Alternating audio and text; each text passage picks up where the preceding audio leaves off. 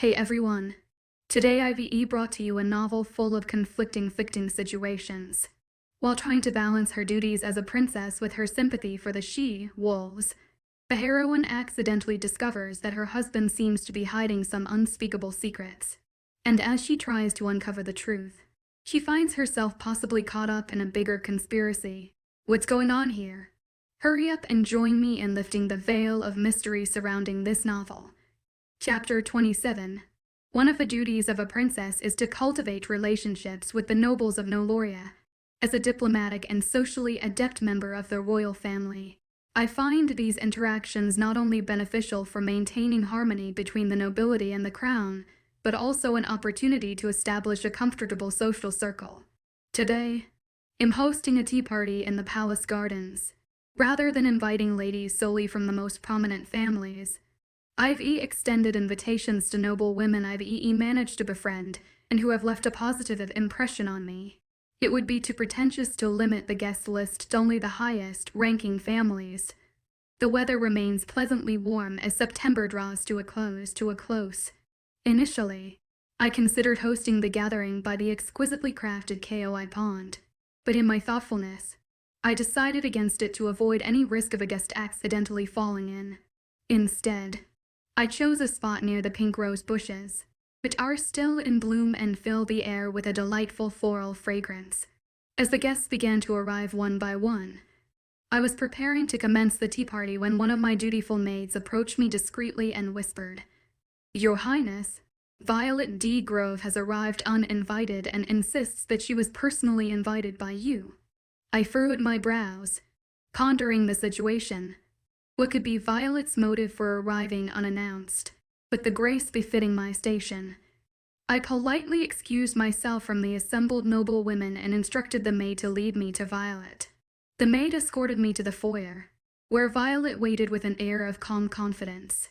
"I do not recall inviting you here, Lady D. Grove," I stated, to which she responded with a mischievous yet self-assured smile. "I came here to apologize once again for what happened at the charity ball." Violet spoke elegantly, presenting me with a beautifully wrapped gift box. "I believe you will appreciate this gift," she added as I accepted the surprisingly light-weight package. Turning to my discreet maid, I handed her the gift box to be placed in my chambers and said, "Prepare another chair." Then, addressing Violet with a gracious smile, I continued, "Very well. I don't mind making space for a new guest. If she tries something, I will make sure to play a victim role beautifully that would further disgrace Violet's reputation." I then led Violet to the garden. "I hope you invited Lady Blue Coral." I wanted to catch up with her. Violet innocently asked, "I'm afraid I didn't invite her." I answered honestly, "No, what about Countess Sire?" She then asked, "I apologize, I didn't invite ladies from the top prominent families." I revealed to the guest list. It would be awkward for her to sit at the tea party as she was only acquainted with the nobles from prominent households. Then we arrived at the garden. "It appears that Violet D. Grove will be joining our tea party," I announced to the guests. I looked at Violet and she furrowed her eyebrows. "Even more, it appears she isn't acquainted with one of my guests. There are a lot of nobles in Noloria, so nobles can be unfamiliar with each other, especially if they have a huge generation gap. I just invited ladies who are a bit closer to my generation rather than Violet's." Of course, the guests were confused and started whispering about Violet. "Please take a seat." I turned to Violet and gestured. She quietly sat down. Then I also sat down. "I have prepared various types of tea. Please don't hesitate to ask for any type of tea." I gestured to the tea tray that was prepared for maids. I also prepared salty, 2 sweet snacks so the guests wouldn't be bored with one type of snack. "Oh, where did you get this beautiful bracelet?" "Your Highness." One of the nobles complimented the bracelet.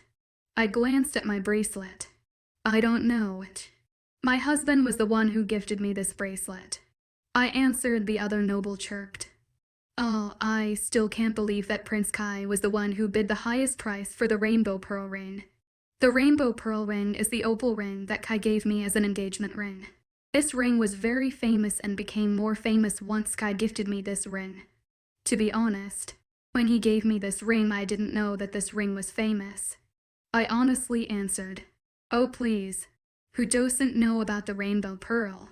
Violet muttered, and I'm sure I was the only one who heard it, but then I just innocently smiled.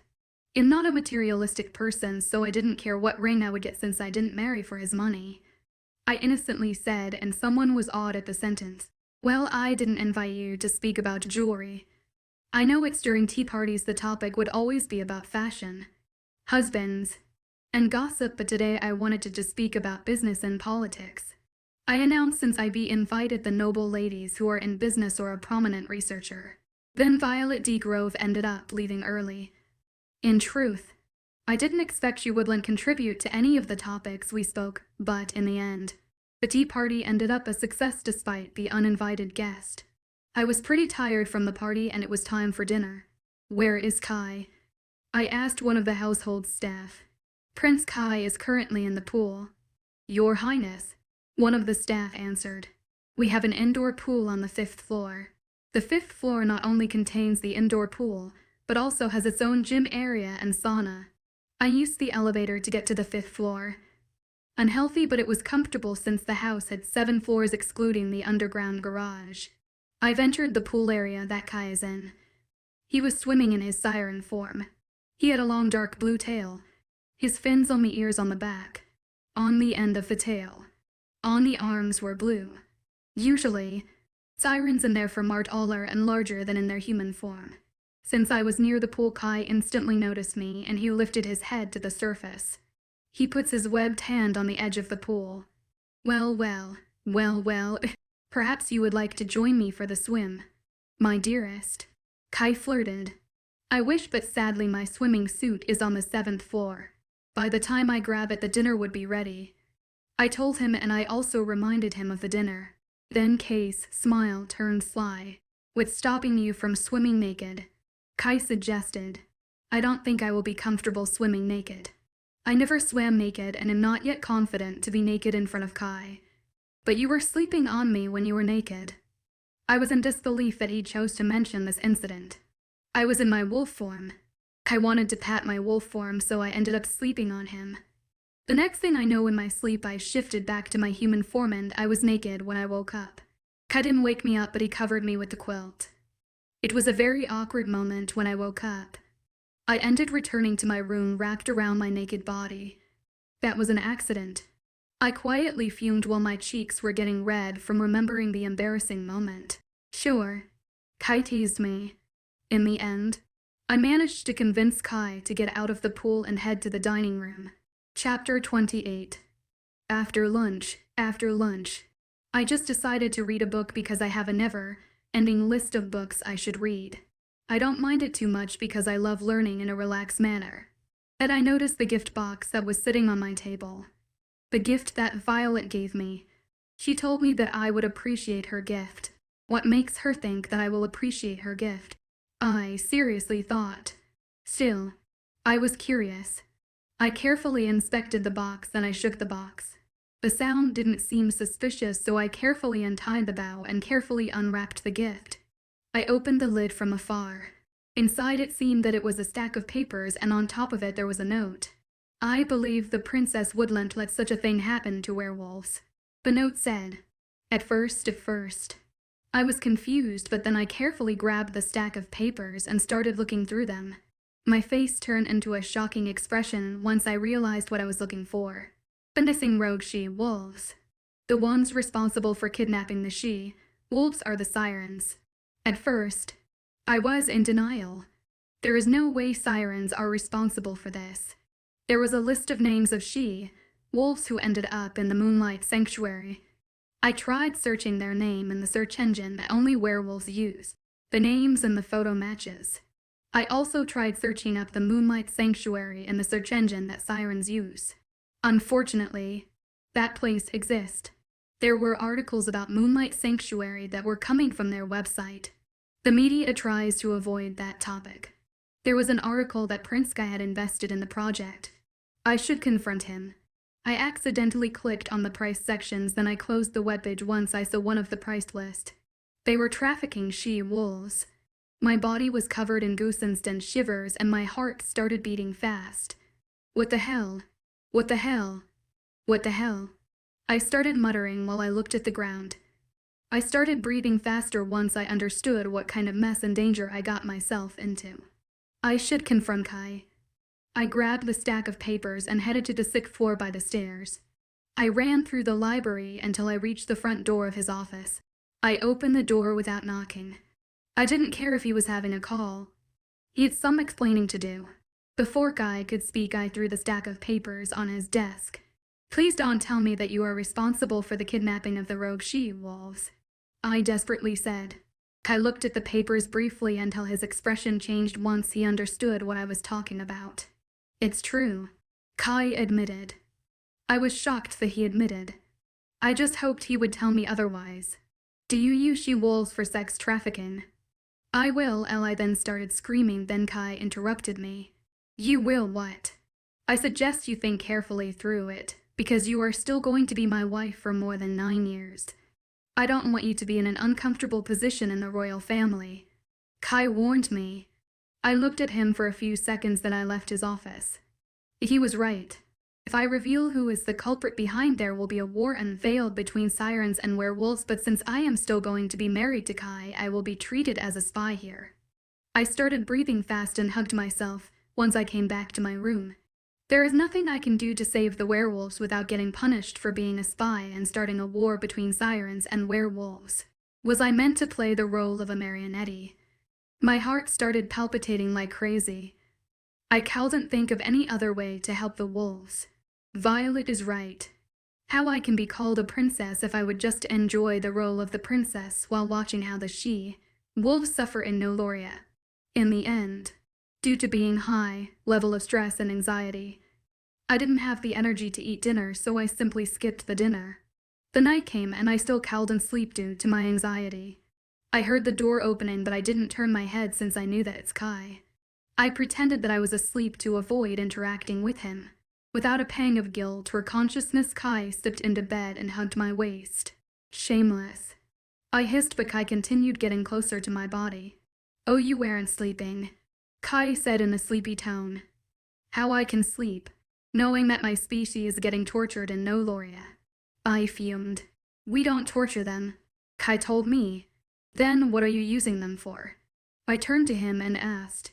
Tomorrow I will show you around the sanctuary and explain the reason we do this, Kai told me. Ah, so you could leave me there. I accused him, but then Kai smiled and stroked my cheek. Even without a blood bond, I would never abandon you in such a way. He whispered, I will be showing you around the sanctuary to show you that we don't do anything malicious to them as you think, Kai explained. I sense that you've been very anxious. It's my fault that I didn't explain earlier. Kai then put his chin on my head and started slowly stroking my back. I don't know if it's the siren's magic, but I fell asleep. Chapter 29. In the morning I didn't have the best mood. Maybe it's because of my yesterday's anxiety or what today I will have to experience. You know I can feel your nervousness. Kai was the one who spoke and I didn't answer his question. We're sitting in the dining room on the 3rd floor and eating breakfast. After breakfast, Kai wanted to show me the Moonlight Sanctuary. Don't be nervous. I'm sure your mind will change after the tour. If not, then you can demand improvement. Or are you worried I might leave you there? Kai teasingly asked, and I just glared at him. Of course I wanted to growl, but it was ingrained to me that growling wasn't appropriate. Then Kai stood and came over to me. He wrapped his arms around me. Oh my love. I just love you too much. I will never do that to you. You shouldn't feel afraid to confront what doesn't align with your interests, Kai said. His words of reassurance and touch confronted me, but I was worried about the werewolves, about what kind of fate awaited the she-wolves that were caught by the Faerun hunters. Then Kai gently kissed my temple. I think the pod is waiting for us. Let's go. Kai was right. The transportation has been prepared for us. I was about to be confronted by the negative thoughts, but Kai took my hand and squeezed gently. Even when we got into the pod, Kai would let me go out of my hand for our whole ride. I didn't mean to hide this from you. I planned to reveal it once you became more comfortable with your duties as the princess. Kai started and then continued. As the princess of Noloria, You will be representing werewolves that integrated into Noloria. I then looked at Kay's blue and brown eyes. So am I just a marionette for you? I asked, and Kay's expression changed into disbelief. Of course not. You are my dearest wife. If you ever feel like a marionette, please don't hesitate to tell me. It's hard to tell if he was lying or telling the truth. Usually, he would be truthful to me, but sometimes he would just reveal the whole truth. Either way, I still believe that he will uphold the promise. Suddenly, the pod starts to land in on the window. I can see the forest is surrounded by the fence. I believe the fence was either electric or had magical properties, because behind the fence I could see wolves staring at it curiously. Oh, they are probably fascinated by the pod, since they rarely get to see them. Kai explained. That could be the case because pods don't exist in the human world. Soon the pod arrived at the entrance with the representatives of the Moonlight Sanctuary. I greeted them with a nod, and they greeted me respectfully by the etiquette rules. I wasn't in the mood to talk with them, so Kai talked with the sirens who were in charge of this place. By far I could see that werewolves are allowed to go for a walk in their wolf form, and they have a large territory to accommodate every werewolf. In here we accommodate wolves that were exiled from their pack. Kai started explaining. Against their wills. I muttered, and Kai simply smiled in amusement. When werewolves get exiled, they usually end up living in the forest for the rest of their lives, and not many live in the humans. Here we can provide everything from shelters to medical help. Kai explained. For free? I suspiciously asked. Unfortunately not, since werewolf packs deem wolves useless, while we think they can help prevent the sirens' population decline even further. Kai honestly answered. I've heard that werewolves are more fertile than sirens. I have heard that the offspring of sirens and werewolves are more healthy and fertile than sirens. Not only that, even offspring that have 75 siren gene and 25 werewolf are even more fertile than sirens. Ah, so you are making them bear children? I answered with an unimpressed tone. Your way of thinking is too pessimistic. My dear, Kai remarked. In our tradition, it's very important to find a companion that you will want to live with for 1,000 years. They have a right to refuse a partner who is willing to take them in. Indeed, for sirens, they value their partnership with their companion more than werewolves. There are rumors male sirens get lonely and desperate once they can't find a partner, while female sirens are fine with it because overall there are more males than female sirens tend to be picky. We arrive at the rehabilitation wing. The room a window to observe what is inside of the rehabilitation center. I always wonder how werewolves tend to treat those who have a disability. Kai asked the provocative question. I looked at the room and I noticed that some of the wolves' limbs had been replaced with robotic prosthetics and now learning how to use them properly. I went silent since I knew exactly how they are treated in the packs. Pack members often see them as weak and useless. If they are lucky enough to be born in a supportive and rich family, they can lead a decent life in the pack. But 80 of werewolves tend to reject their soulmate who has a disability. I started shaking since I can imagine their lives before they ended up here. If they were exiled, there is no way they were treated well in the pack. I noticed that I was shaking, and he gently put his hand around my waist and led me out of the wing. Good news. They are sirens who are willing to be their mate. I sighed. If they have a partner who is willing to take care of them and love them, perhaps it's a good thing for them. Then Kai took me to the wing that contains classrooms. As Kai explained that there are children who were caught with their mother, but they don't separate mothers with their children since sirens tend to take in a mother and adopt her children. I noticed some of the teachers are werewolves. I observed. They are the ones who were integrated into Noloria and came back to help wolves with the integration by teaching or by sharing their own experience. Kai explained. Honestly, I didn't expect werewolves would volunteer in the sanctuary after they integrated. Perhaps I was wrong. There's also a class that explains newly arrived werewolves about the empire of Noloria so they could be easily integrated once they were chosen by the siren. Those wolves tend to have a sadder background. We arrived in another classroom and I didn't notice anything out of the ordinary, but then I noticed they were learning ABC. Why? I asked Kai in curiosity. In this classroom are werewolves who are currently illiterate, but they had various sad stories that even as an adult they cannot read. Worst part, some of them were imprisoned for most of their life, and they still believed in their soulmate, but in the end, once they were rescued by their soulmate, then they were sold off by their soulmate to us. That can't be true, I said in disbelief, but Kai only nodded, meaning some werewolves are aware of this organization. I need proof for it. I hoped that was a lie. I didn't want to believe that werewolves can be that cruel. Don't worry, we have call logs and other evidence. Then Kai continued. By now, as the princess, you have access to all the data of the Moonlight Sanctuary. You can make inspection and request changes if needed. Kai explained. Though your werewolves have a chance to receive their happy ending, I still felt uneasy about the suffering they went through. Chapter 30 KSP. OV. How is Princess Evelyn after you revealed about Moonlight Sanctuary? My assistant Alan Hadley asked me as he handed me the documents to fill. Alan has worked for my assistant for a very long time, to the point that I consider him as my right hand. Currently better. Now she is organizing the data she received from the survey she especially made for werewolves in Moonlight Sanctuary. I answered. When we came back from the Moonlight Sanctuary, Evelyn started crying. I comforted her when she felt sad at home. She wasn't in the mood to talk to me, but I didn't mind since the information was still too hard to receive. After a week, she started investigating more about the refugees of Moonlight Sanctuary and requested the call logs.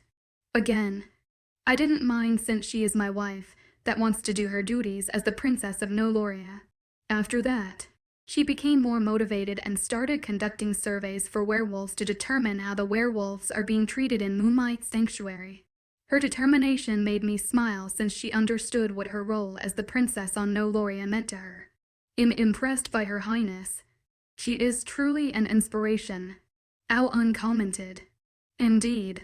At first, I expected that Evelyn would slowly get used to her role as the princess, but now I started to see she has started exceeding my expectations. What I noticed about Evelyn is that she is a keen learner. Every day she would not only be reading economics books, she would either read books about politics, sociology, history, math, or learning Chinese, since in older documents everything is written in Chinese. Since in the werewolf community it's important to know how to defend yourself, she has also been practicing martial arts. Not only was I carrying the title as the prince, but I was also a general. Evelyn has been asking for guidance. How could I say no to my wife? Once in a while, we would spar and then give the recommendation on which area to improve and which move she should practice. Perhaps I should take my wife on our honeymoon, since after the wedding we didn't have a honeymoon. That way she can have a break. Can you also get the files that have the dirt on the DeGrove family? I asked Alan, and he had a look of curiosity on his face. May I ask why you need them? Your Highness, he asked. It ended up that Violet DeGrove was the one who had given Evelyn the files about Moonlight Sanctuary. I want to find a way to weaken the DeGrove family so the High Circle would know that they shouldn't mess with the royal family. I explained to him. I planned to wait before revealing carefully everything about Moonlight Sanctuary to Evelyn. But Violet was ahead of me. The gift was very dangerous for Evelyn if she had chosen to act irrationally. Violet hoped that Evelyn would betray Noloria by revealing the deeds, but since we are bound by the blood bond, Evelyn would still have to remain by my side in Noloria. Then Evelyn would have to deal with the consequences of being treated as a spy. A gift that would let Evelyn sabotage her position in Noloria. Although not only Violet was causing trouble for Evelyn, Violet even gathered a group of nobles who would always display discontent with Evelyn's actions but also slander her. Though Violet was my childhood friend, no one should disrespect my wife. Soon enough Alan handed me the files, where the evidence displayed their hidden crimes. Looks like I can easily destroy the DeGrove family. To do that I would first have to talk to my father so he as an emperor can address their crimes. I gathered the files and left my office. After walking through the library I noticed Evelyn was focusing on the documents. I wish I could have placed her desk in my office, so I could always see her when we are both busy. Evelyn insisted that she is comfortable doing work in the library. I don't blame her since she is surrounded by thousands of books. There are multiple computers at her disposal. She can easily access research papers, and there is plenty of space to rest.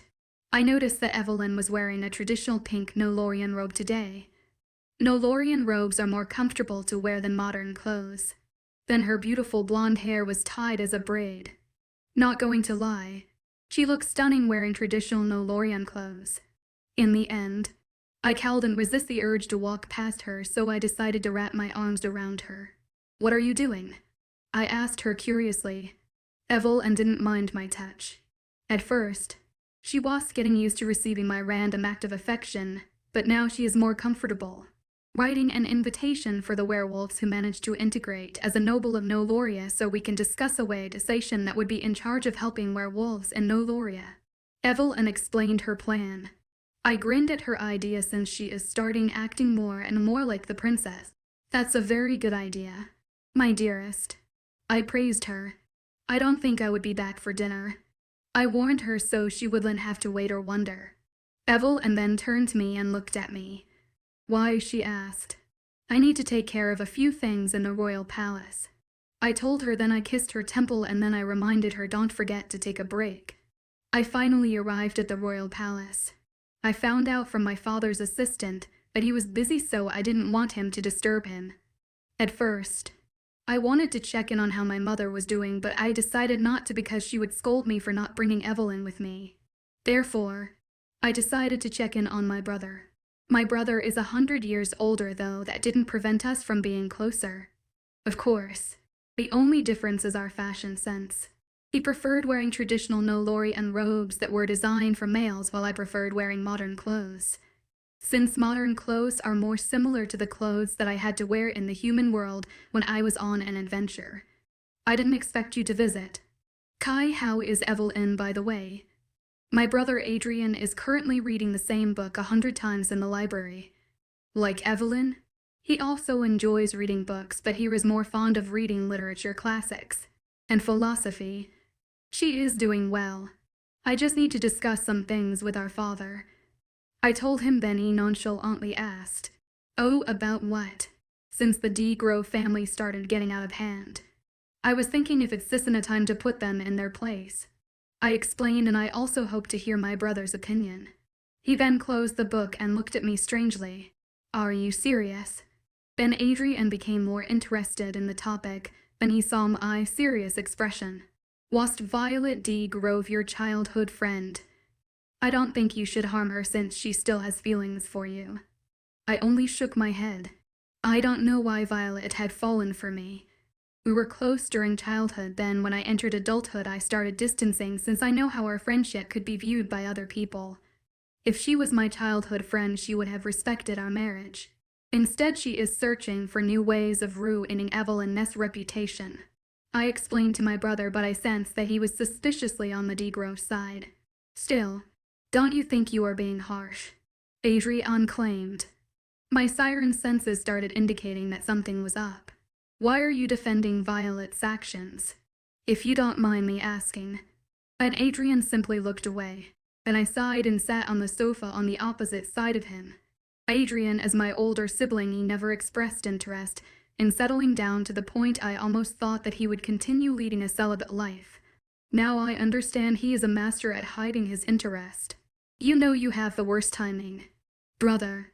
Since Adrian is interested in Violet now, my plan became more complicated.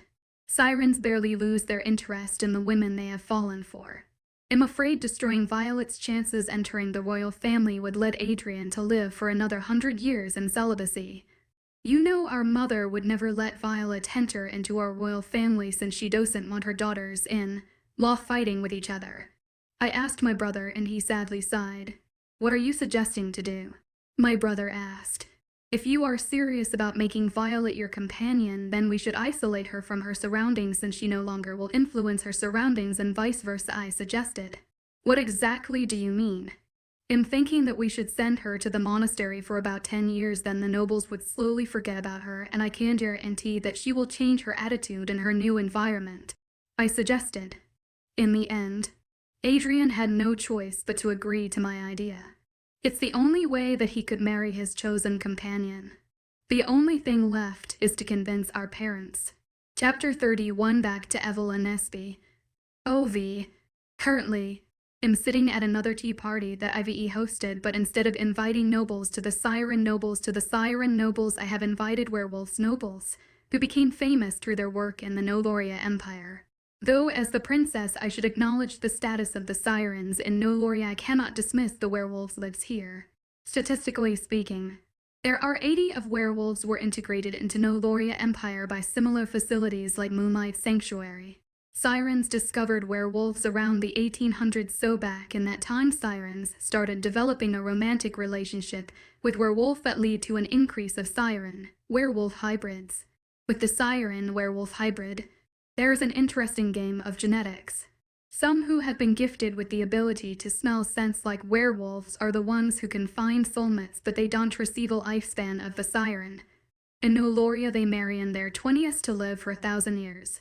Others, who aren't blessed with the ability to find a soulmate, they get to live longer and they usually marry around 100s to hundreds like most Sirens usually do.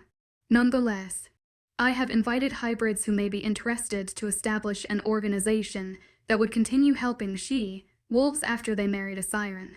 Besides having marriage counseling, I think there should be child protective services. Your Highness, one of the she-wolves said. Can you elaborate more on the child protective services? I said with curiosity as I sipped on caramel-flavored tea. They are families that adopt motherless children from Moonlight Sanctuary. Things can get escalated when the children reach teenagehood. It's better to have someone that will be there for the parents and the child. Lady explained her position and I nodded. I put my teacup on my table, then I put my arms in the position where my both hands reached the other hand's fingertips. In that case, we need to set up an organization that would help the family who adopted the werewolf. I agreed with the idea and then I continued. I guess that sums up. There are a lot of things we need to think through before setting up the organization, so more meetings will be required. On that note, we can call it a day. I suggested and everybody agreed. The tea party took longer than expected, but at least I know the everyday problems that werewolves face after they've been integrated into Noloria. Now the only thing that is left is how to implement it into practice. I hope the organization not only helps werewolves with a common problem, but also it would build a sense of community in this empire. I asked the staff to escort my guests and then I went to my favorite place in the house. The library.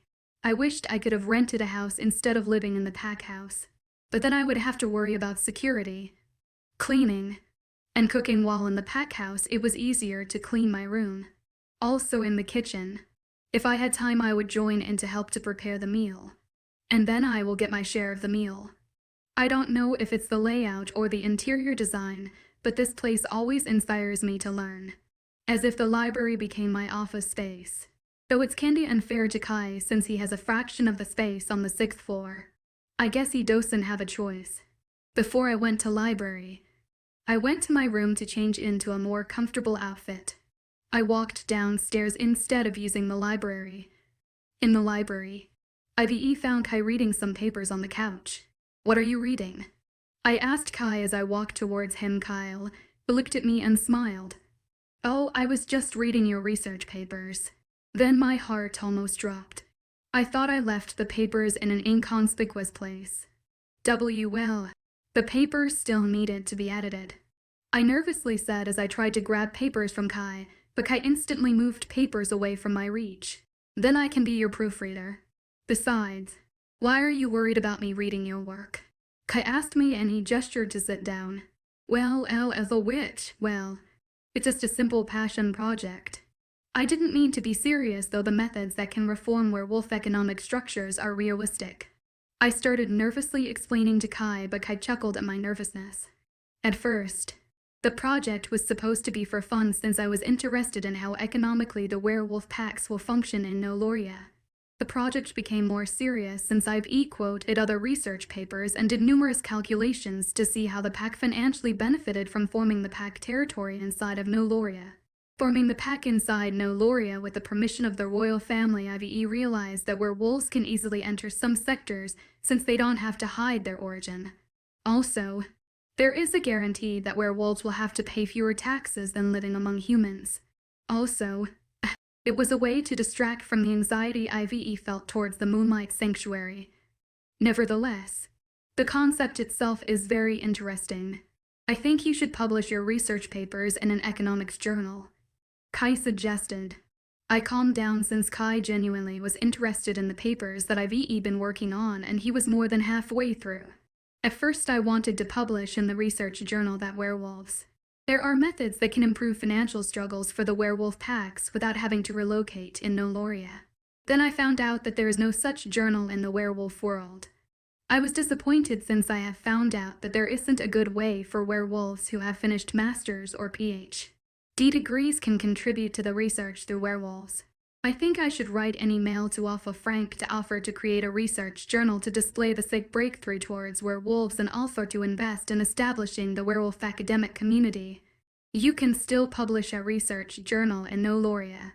Sirens will be interested to read about research for the economical structure of the pack, that it is coming to the werewolf itself.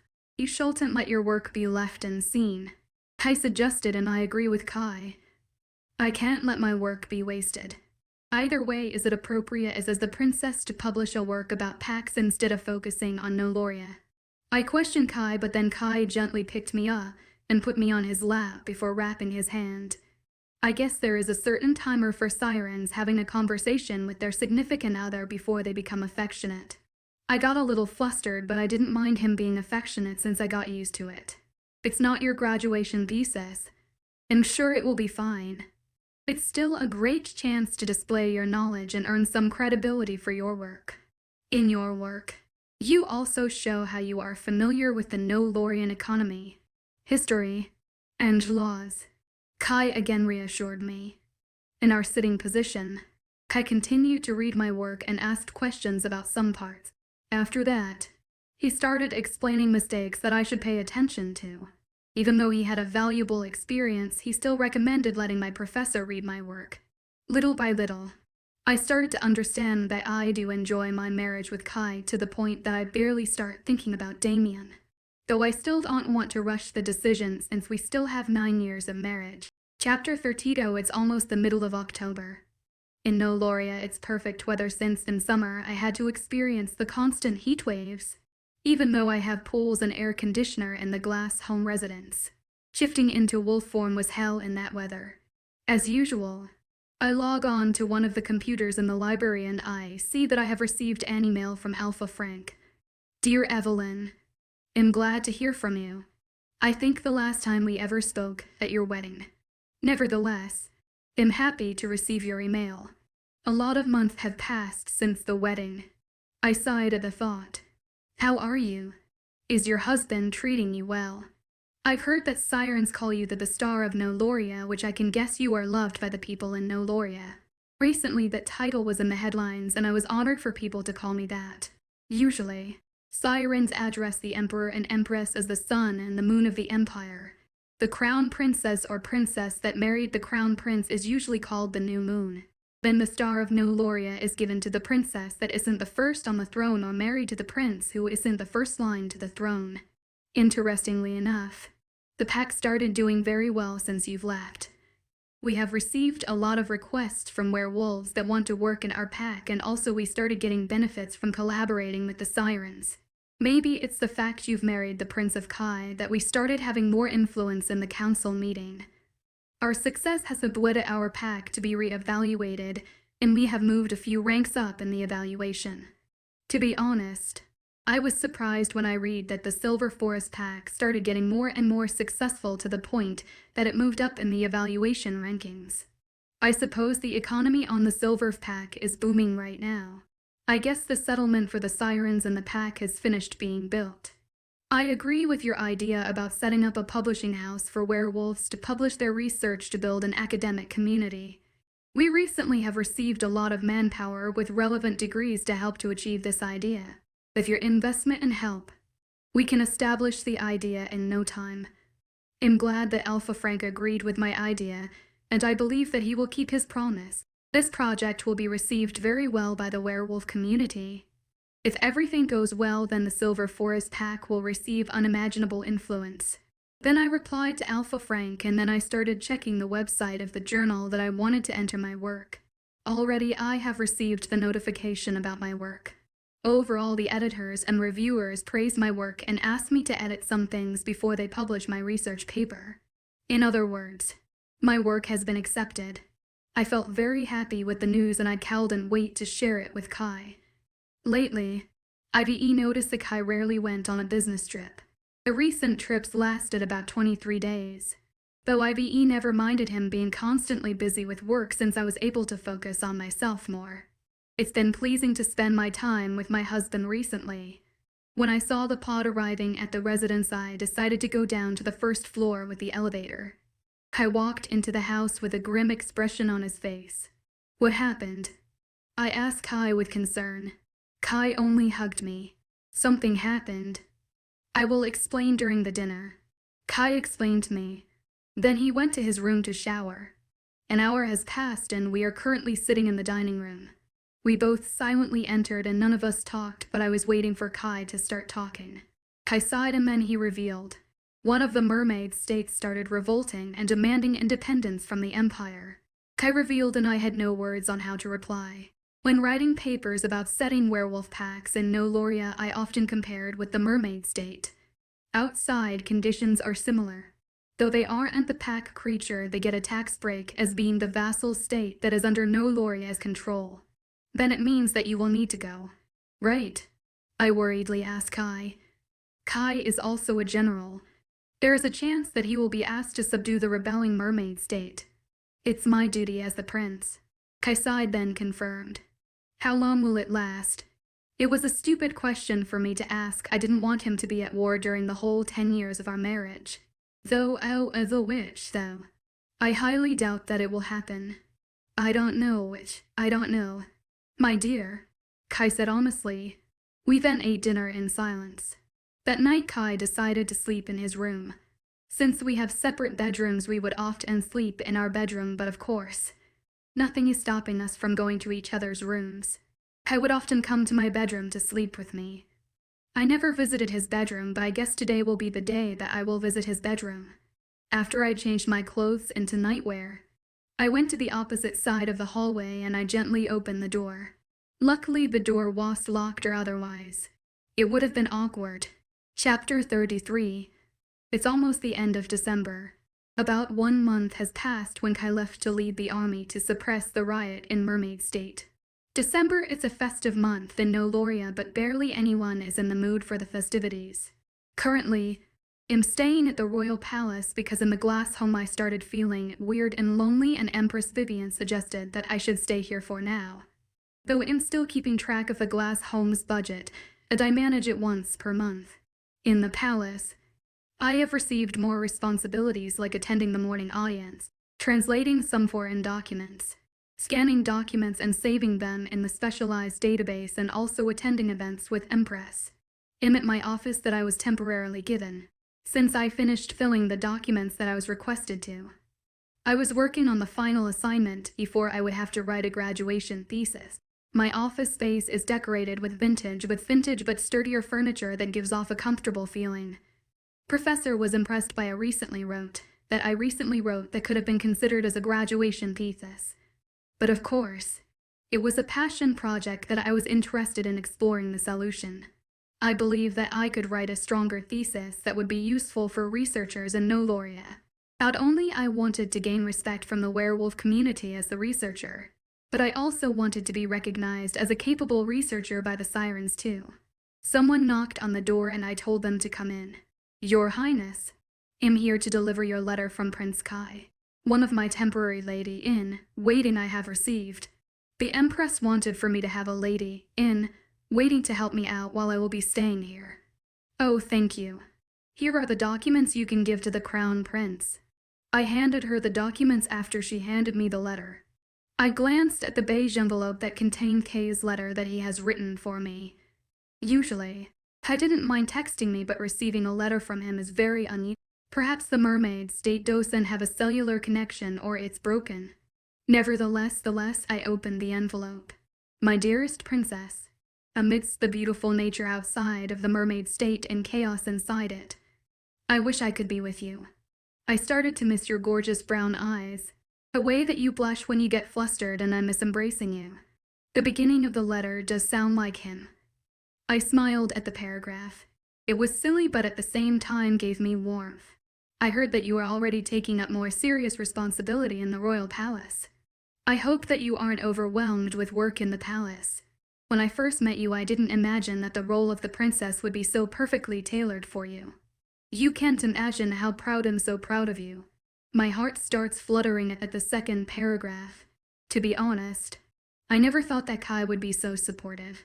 Back then, I was really surprised that he suggested the idea of pursuing the master's degree, not only that he would talk about economics and politics based on his experience, and that helped to get a deeper understanding of the topics.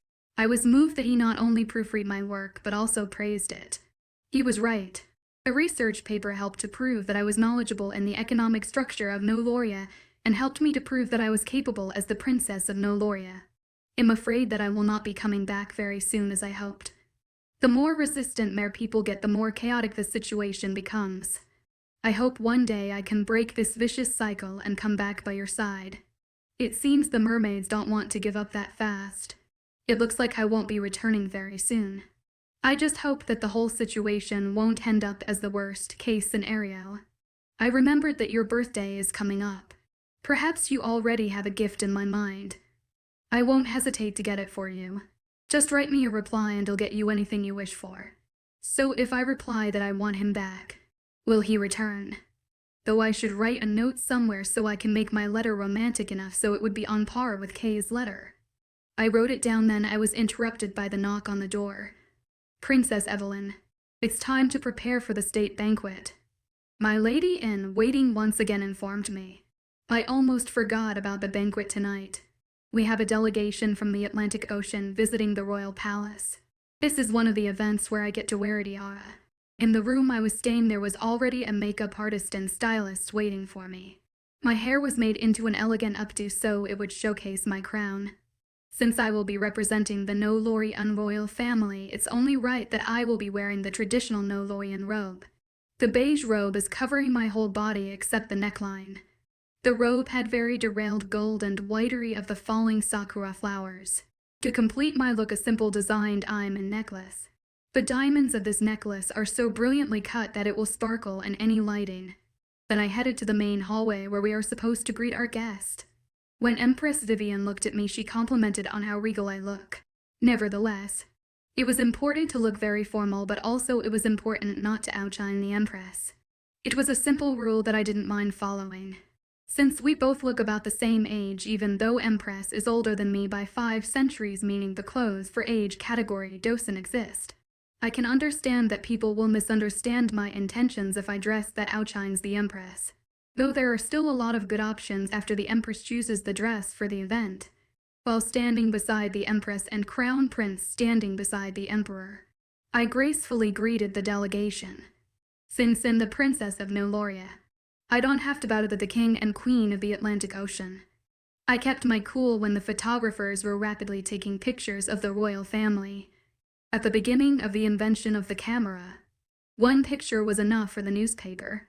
Now they need an infinite amount of pictures of us. The Emperor sighed as Empress Vivian chuckled. I smiled at the Emperor's sentence, and the delegation also joined in the chuckle. The state banquet ended successfully. I was about to leave the banquet, but I was suddenly approached by the hooded figure. I was almost standing in defending mode. Then I could see it was the face of a teenage girl. She looked very frail, and the scent told me that she isn't a siren, but a mermaid. Please help us. The Nolorian army block the trade routes and portals. The only portal left an entrance to the ocean, but it's currently surrounded by sharks. The girl desperately said.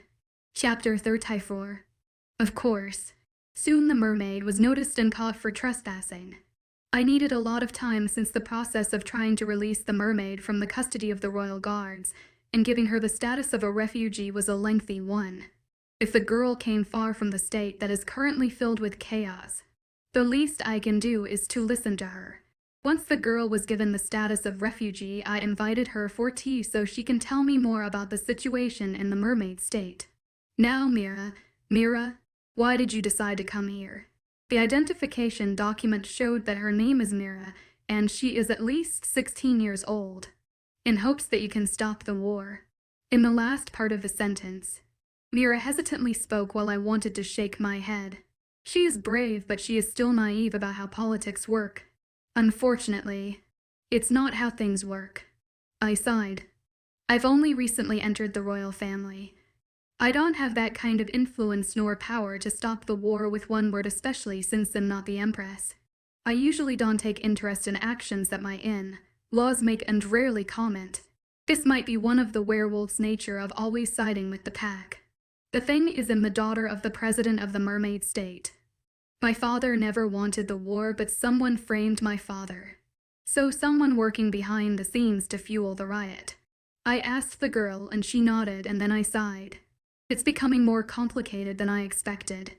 I have little knowledge about the history, but I knew the economic structure of the mermaid state. I can't give a good judgment on the matter. After all, I was given the responsibility to attend social events that increase the popularity of the royal family. If you are telling the truth, the only thing I can do is to ask my husband to investigate the matter. If he is willing to investigate or not, it's not up to me. I told Mira. I could only promise her that much. All right. I understand. Thank you for at least releasing me from the prison and giving me refugee status. Your Highness. The girl dismissed herself. I can only sigh because I was sure how the whole situation would end up. I just needed to make a note to write a letter to Kai and ask to investigate it. I drank my tea for a little bit and then I left the room. I had also promised to drink tea with the Empress, so I decided to rest for a little bit in my room before I went to the drawing room where Empress Viviani was waiting for me. The previous meeting did tire me out morally, and I know that Empress Viviani will also ask about the situation. Though I wish that I could stay in my room for a bit more time. I didn't want to be late. I made sure to look at the mirror to check if I needed to fix something before heading out to the drawing room. Once I entered the room, the Empress was already sitting and waiting for me. I hope I didn't make you wait. I almost wanted to use honorific S, but then I remembered she asked me not to use it, so I bit down the urge. No, you didn't make me wait. Please sit down. Evel and Empress Viviani politely spoke. I sat down on the opposite side of her. Last few weeks had been difficult for you. Evelyn. Empress Viviani decided to start with those words, but I knew where the topic was headed. Indeed. It was. I kept my answer short. It was not a simple task to release a mermaid who trespassed in the royal palace. So what that poor girl asked you? Empress Viviani spoke with a hint of curiosity in her voice. At first she asked to stop the war, then she asked me to investigate since someone might be scheming to frame her father. I told the truth to the Empress. Empress Viviani only looked sympathetically. Looks like the riot got more chaotic. The Empress gently sighed as she sipped the tea, and I only hummed in agreement. You know you will be facing a more difficult choice like this once you'll become the Empress. Empress Viviani continued. Well, I'm glad that Kai isn't the first person in line for the throne. Wait a minute. Why so? I don't want to make you upset, but currently, I don't want to become the Empress. I truthfully told her, but the Empress grinned. IWW to bad. The Nolorian throne can be passed to those who are married. Is this her way of telling me that I should be prepared to take on such an important role? I could only take a sip from the strawberry-flavored tea. Oh, I noticed that you are making remarkable progress. The academic community accepted your work and people had positive opinions about you during the state banquet. Empress Viviani decided to change the topic and praise me. The Empress was right. People were praising me for the research paper IBE made, and also not all Orions loved to see me in the traditional outfit during the state banquet. Looking at my popularity in Noloria, and looking at my fans even, I get surprised by the effect I give off. Though I still should remember that they might treat me differently after 10 years. Surprisingly enough, recently there weren't rumors nor talks about Violet D. Grove as she disappeared from the face of the earth. I wonder why she suddenly decided to back down. After tea, the Empress asked to check up on Crown Prince Adrian and tell him that his mother wants to talk about something. For some reason there was no staff near the Crown Prince's chamber, so unfortunately, I couldn't delegate the task. I knocked on the door of his chamber and then entered the room. Unfortunately, Prince Adrian was after the shower and he was half naked, so to my embarrassment I had to hurriedly close the door. A few minutes later, Prince Adrian opened the door and asked, "Is there something you needed?" "My sister-in-law?" Prince Adrian asked politely without mentioning what happened previously.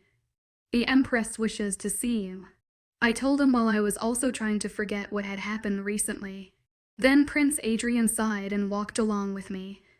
"Next time, please don't enter my room," Prince Adrian politely warned. "Is it because of what happened earlier?" I asked, but Adrian just shook his head. "No, since I don't have a companion. I give off pheromones to attract a companion. If you enter the room, you can easy." I decided to interrupt Prince Adrian since I understood his point. My grandmother told me that the more a siren's taste single, the easier for sirens to attract the soulmate. So unless you don't want to become the crown princess, then you should avoid my room. I can only lightly scoff. "Where did you both get such a weird sense of humor?"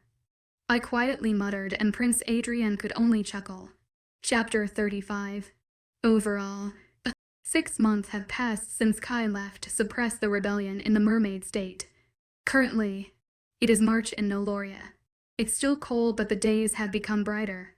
Kai was right, the rebellion is going to take longer than anyone else expected, but I wish him to be by my side. In January, not only did I receive my birthday gift from Kai, but I also managed to present my graduation thesis about cryptocurrency and the siren global economy. After I published my thesis, I have received a lot of offers to work on building a cryptocurrency, hoping that the cryptocurrency that I will choose to work on will become the new main currency in Noloria. Overall, I'm glad that I currently have less work now. Previously, to gain information about how cryptocurrencies work, I have to read books about how blockchains work. Perhaps I should look at the possibility of getting a PhD in economics. In any way, I should think about it since it's my day off and I wanted to spend this day just purely relaxing. The temporary room that I have received is rather spacious, so it has a big living room. While I was wearing a sheet mask, I decided to watch TV. Unluckily, I stumbled upon the news channel. The werewolves of North America currently have chosen the king. His name is Damian Knight. At that moment, I turned off the TV. I just didn't want to hear it anymore.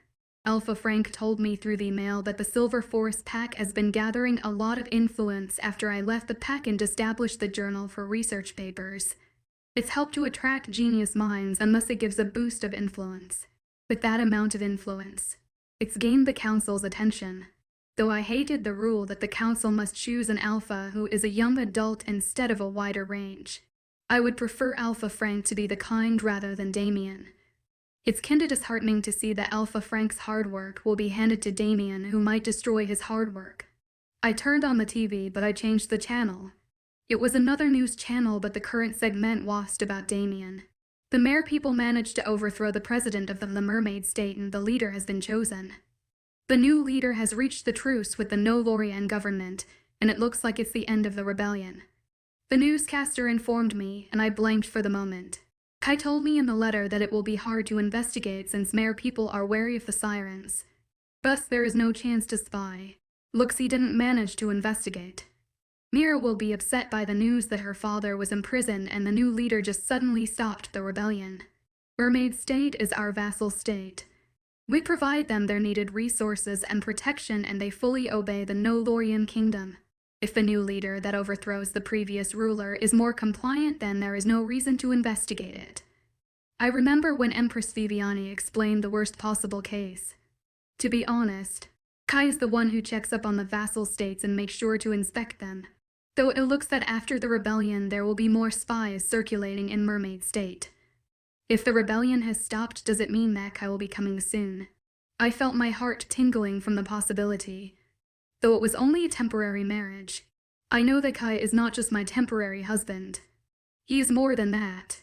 I just can't find the words to describe our relationship, yet. Though even if we have to the end of the marriage, I will cherish the moments that I've spent with him. I decided to search for a channel that has more relaxing content. At some point, I started to feel tired since by my habit I woke up early thinking that I had to work. I decided to lie on my bed and have a nap. In a few minutes I was able to fall asleep. In my dream I had started feeling a gentle caress on my face. I tried to move it, but the caressing didn't stop, so I just buried my face in the bedsheet. Then I just heard a light chuckle. I was refusing to wake up from my nap since I was in a deep sleep. "Wake up, my princess. I want you to take you back to our home," Kai softly whispered, and then he gently kissed my forehead. Let me sleep." I sleepily muttered that my response surprised Kai, since he wanted to surprise me in my sleep. "Didn't you say that you missed me?" Kai teasingly interrogated my sleeping state. "Not the one who is currently haunting me in my dreams," I sleepily spoke, and Kai chuckled while he didn't stop caressing. "Do you often dream of me?" By then Kai is having fun listening to my sleep talk and interrogating me. "Yes, now stop bothering me." Luckily, Kai listened to my wishes and stopped bothering me. Perhaps he is now satisfied with my answer. Instead, he lied down next to me. Another 20 minutes passed before I started opening my eyes. I turned to the other side. I saw that Kai was next to me. He was sleeping, but he was reading a book that I had on the bedside. "When did you get there?" I softly asked him. Kai was so immersed in the book that he didn't notice that I was already awake when I turned. Kai smiles at me when he finally notices that I was awake. "I have arrived during the middle of your nap. I wanted to surprise you, but were a grumpy sleeper." Kai sheepishly grinned. I moved closer to Kai and put my arm on his torso, but Kai put his hand on my hand and moved closer to his chest. "Is this a dream?" I asked. "It's not a dream, my dear," Kai said as he kissed my forehead once more. I felt bliss to finally be next to Kai.